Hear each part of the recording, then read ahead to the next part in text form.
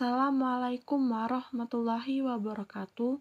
Perkenalkan, nama saya Marisa Novitasari, NPM 50247, kelas 4B, Prodi PGSD, dalam mata kuliah Telaah Kurikulum dengan dosen pengampu Bapak Tio Gusti Satria, Magister Pendidikan. Mendesain dan merancang perencanaan pembelajaran tematik integratif. Pembelajaran tematik integratif di kelas tinggi berdasarkan hasil telaah dokumen kurikulum. Perencanaan pembelajaran meliputi kegiatan perumusan tujuan yang ingin dicapai dalam suatu kegiatan pembelajaran, metode, bahan materi, alat atau media yang digunakan agar proses pembelajaran dapat berlangsung secara aktif dan efektif.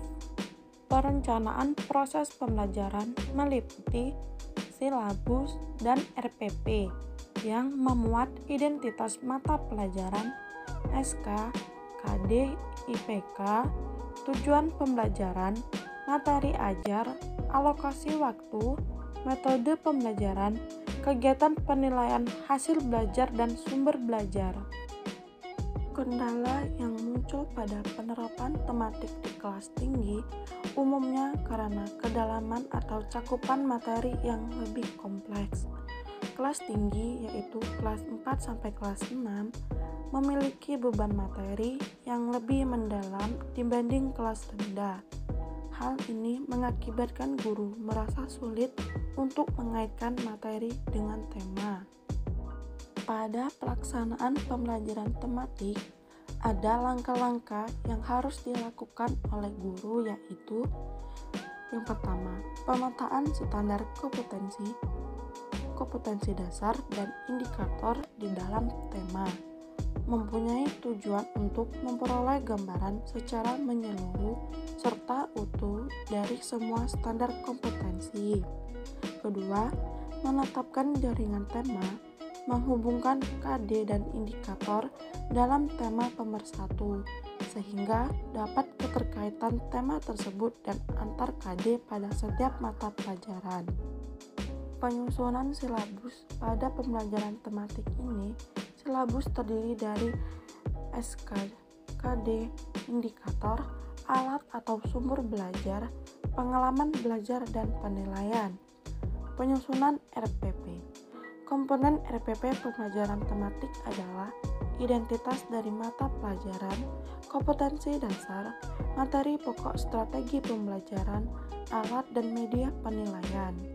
Berikut adalah model pembelajaran tematik integratif di kelas tinggi dengan mengintegrasikan nilai-nilai agama pada setiap mata pelajaran di sekolah dasar atau madrasah.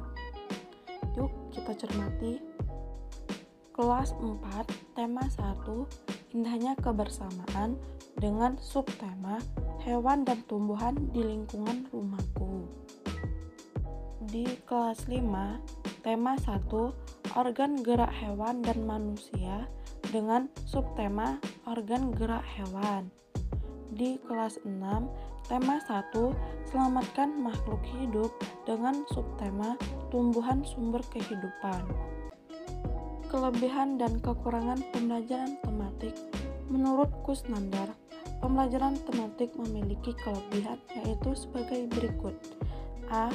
Menyenangkan karena berangkat dari minat dan kebutuhan siswa. B.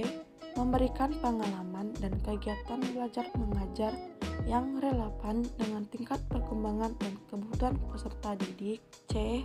Hasil belajar dapat bertahan lama karena lebih berkesan dan bermakna. D. Mengembangkan keterampilan berpikir anak sesuai dengan persoalan yang dihadapi. E.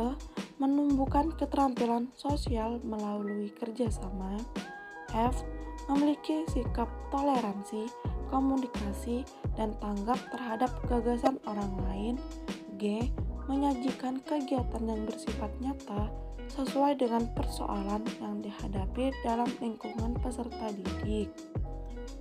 Selain memiliki kelebihan yang telah dipaparkan di atas, juga terdapat kekurangan-kekurangan seperti A.